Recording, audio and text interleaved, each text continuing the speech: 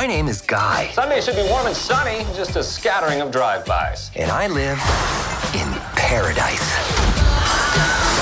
I've got a best friend. This is the greatest cup of coffee of all time. Oh! Mondays, am I right, Joe? You said it, Guy. Yeah! And I work at the bank. Everybody down on the ground! I thought I had everything I needed. But then I met her. Everybody down on the ground. Everybody except you. Shawn, how are you doing today? Good, Rory. Nice to chat with you. You too. Congratulations on the movie. I had so much fun watching this, but I have to commend you because I think it was almost pretty much like the very first scene when I was taken aback because I got to see someone who we have missed from the big screen. I checked, he hasn't been on screen in 4 years. I'm not going to spoil anything for anyone, but I was like, oh, he's back. I'm so happy to see him. When it came to the stuff like that, was it a case of writing it first and seeing who was available, or would you ask who was available and then write the scene around them? So there are several surprise cameos. Some are humans, some are objects, but several surprises in Free Guy. There's a third act cameo by another movie star that was unexpected, and it was an idea that had to be him.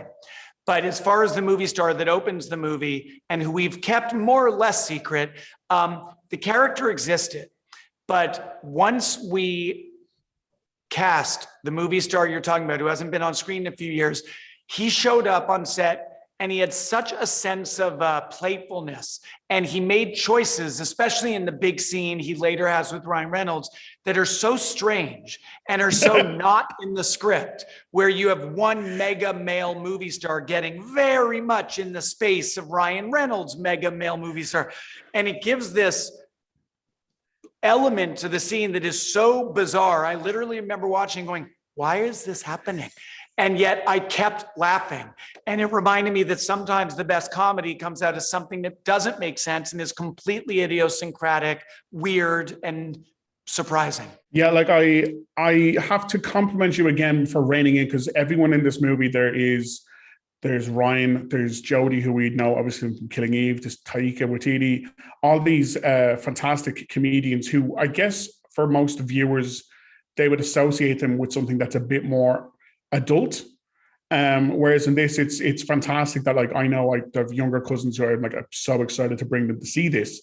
But like, was it difficult to like rein them in from, I guess, their more adult aimed tendencies? The only person in this movie, and you know, I like making shows and movies that generationally people can watch together, right? It's true of Stranger Things. It's true of Night at the Museum. I wanted a movie that could be for you and your cousins, who I'm guessing are much younger than you. And yet the only one who I had to rein in is Ryan Reynolds. Ryan has spent a lot of time honing that Deadpoolian tone, which is very R. And so maybe once a week, Ryan would start improvising. I'm like, whoa, whoa, whoa, buddy. Easy does it there, Wade Wilson. We're making Free Guy. And he would remember, oh, that's right. This is PG-13. We're going to clean up the language. And there's a few moments where we push up against the edges. And in fact, there's a few jokes that are pretty dirty if you actually think about them.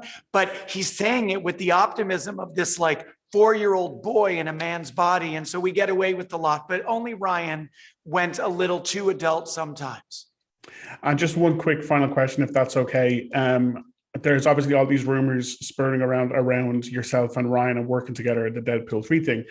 Now, given the opportunity, and I know you love the generational comedy, but would you also see yourself enjoying kind of taking those wheels off and going more all-rated yourself? 1000%.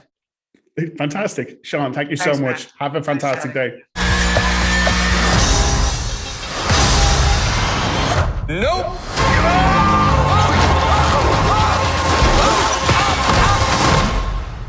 I can't die! I'm never gonna die!